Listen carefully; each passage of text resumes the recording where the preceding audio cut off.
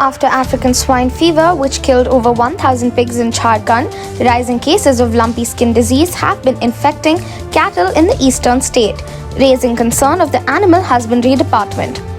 However, no death of bovine animals due to the viral infection has been reported from the district so far, an official said on Sunday.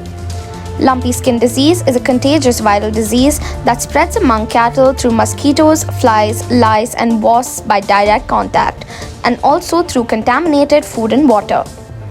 The disease causes fever and nodules on the skin, and it can be fatal. Director of Institute of Animal Health and Production, Vipin Bihari Mehta, told PTI that we have received some cases of lumpy skin disease from Ranchi and Deoghar districts. To check the spread of the disease, the Animal Husbandry Department has issued an advisory to all 24 districts and asked them to send samples if any such case of lumpy skin disease is reported in their respective areas, the official said.